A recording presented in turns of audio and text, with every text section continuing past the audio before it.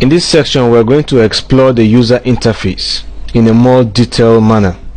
So let's begin with some of the basic tools on the toolbar. We have the new here, which you normally use in creating new documents, and you open existing document, and the save for saving of documents. Others here are print, cut, copy, and paste. We should be familiar with that in other applications. So let's jump to some of the Corel tools themselves. Alright, we have the import here. Simply import a file into an active document. Once you click on it, it now brings an import dialog box. So within this import dialog box, you'll be able to browse to whatever folder within your document, and then just import something.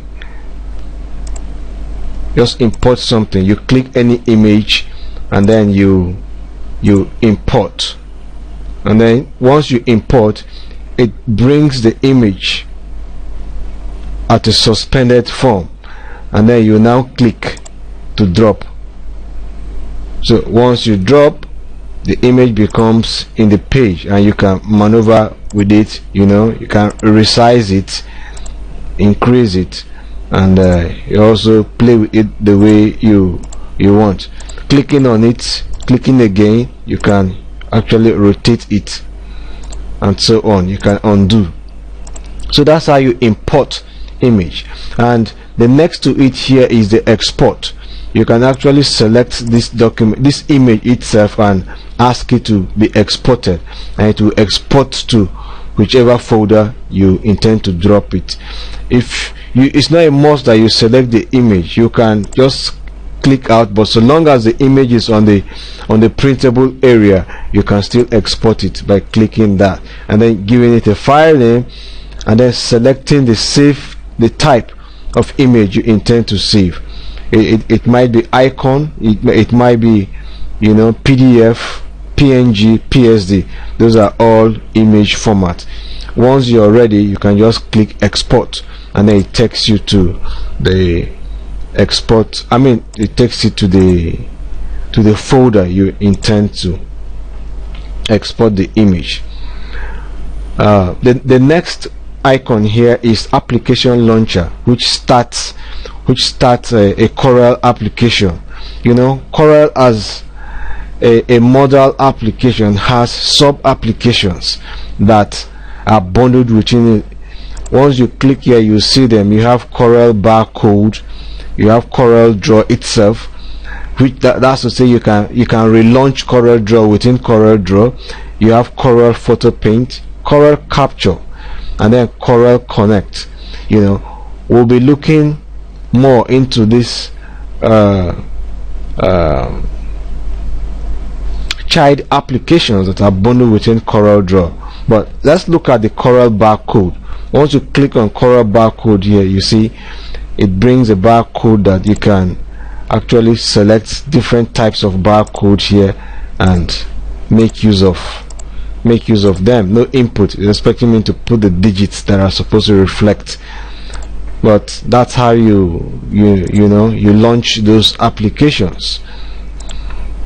And the next icon here is the welcome screen. It relaunches the welcome screen of this very version of CorelDraw. You can click new documents from templates and so on, and close that here. You have the zoom system here, zoom levels. You can actually zoom to fit the current document. I have an image here, so it has fit it to page. I say fit, zoom to fit. It has fits it to the whole screen. So you can zoom to 100%, that's 100%. You can zoom to maybe 25%, and that takes it smaller. So that's how you zoom to levels.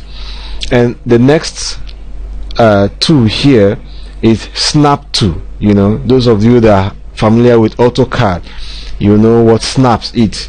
Snap AutoCAD snaps object, so CorelDraw too snaps object. You snap objects to the next object or to grid lines in CorelDraw. So it's automatic by default. It selects snap to object. That means whenever you take, the meaning of that is whenever you take an object, for example, you take an object to a closer range of another object, you see those objects trying to magnet. That snapping simply means magnet. It tries to magnet each other. So you have options of snap to object, snap to grid lines. By the time you have a grid line here and you take an object to it, it automatically attempts to snap.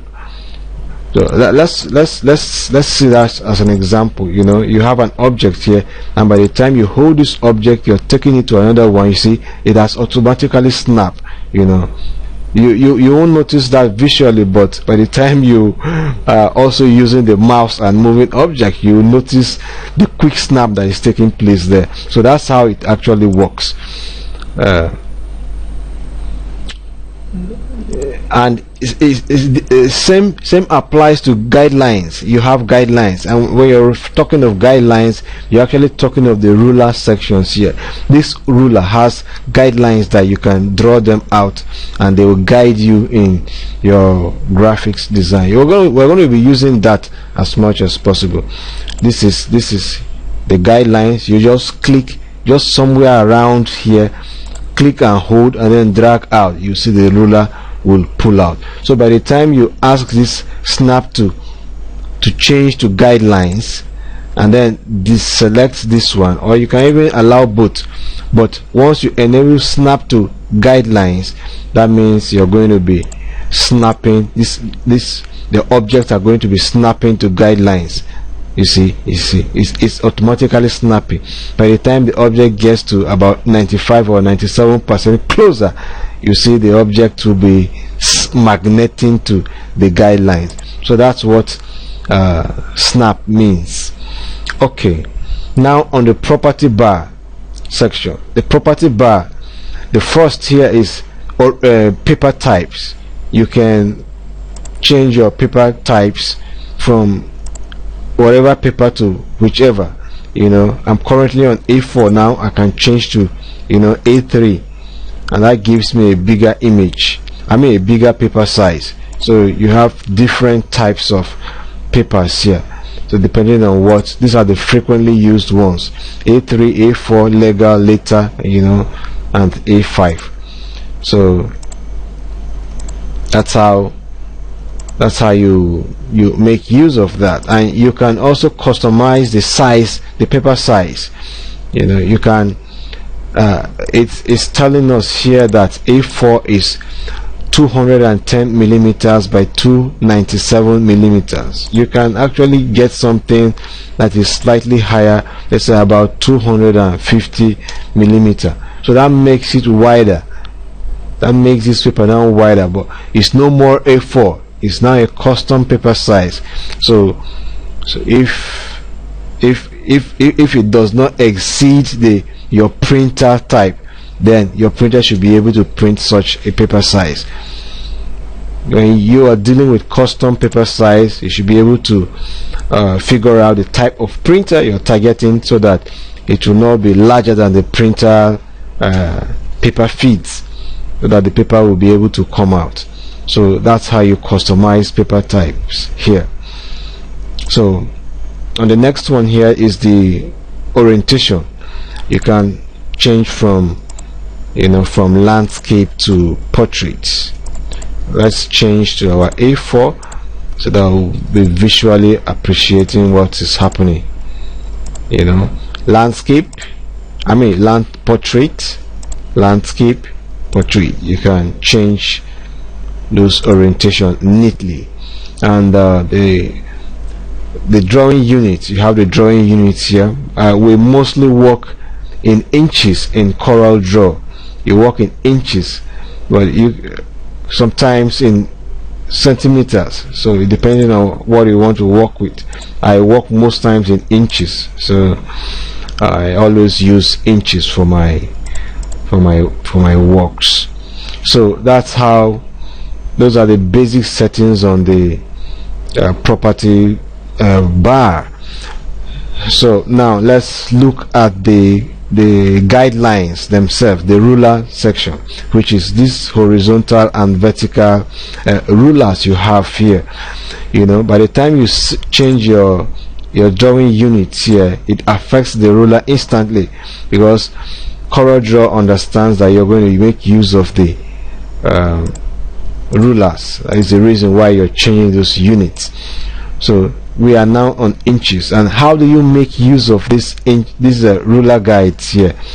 For instance, you have a job like a complementary paper to a complementary card to design, and the standard size for complementary card is 3 by 2 inches. So how do you know that? How do you position your 3 by 2 inches here? You need to use a ruler guide. Drop down this ruler here. You know, you just go up here, click and hold just around the ruler guide, and then drag out. You discover that you're dragging out a ruler guide. That's how it works. Same thing here. You come this way, just drag and then drop. Just create an origin, a start point. You know, you have your vertical horizontal intersection there. That's our origin. So now, if this is your origin, then pick at the angle 90, top left corner, the angle 90 here, where the vertical and horizontal rulers are intersecting. Just click on that edge, click and hold, then drag. That means you're dragging that origin to intersect here and gives you an origin. You're pulling out an origin there to establish another origin here. So now this becomes your 0 point, both at the vertical and horizontal axis. Looking at it here, it's your 0 point. Looking at it here, it's your 0 point. By the time you pull down another ruler and drop at the, I said 3, okay, let me go further. That's not up to 3, that's 2. This is 3 inch. That's 3 inch, and then I'll pull another one down here, another ruler down to this should be 2 inch. I'm looking at the ruler guide. This is my 2 inch here. Let me shift these papers away. So this is my complementary card size. Complementary card size can be, you know, ID card size too. It's the same. So that's how you make use of the ruler guides. That's how you make use of the ruler guides. You can, you know, click and hold and pull it out. You know, create a center point. You can, why the ruler guide is highlighted, you can press the delete key and it will delete it. Even these ones here, you can just click on it. Once it changes from the blue line to red, that means it's currently highlighted, and then you press the delete key and it takes it off. And by the time you go back again, you can actually bring it to the specific point. Mind you, I'm targeting my 0 point here, which is my origin. Sorry, that's gone. Targeting this 0 point, which is my origin. So this is how you make use of ruler guides. We are going to be making use of that very often as we take on design. So on the top aspect of the properties, we are done with it. In the next topic, we are going to be looking vividly in the toolbox section.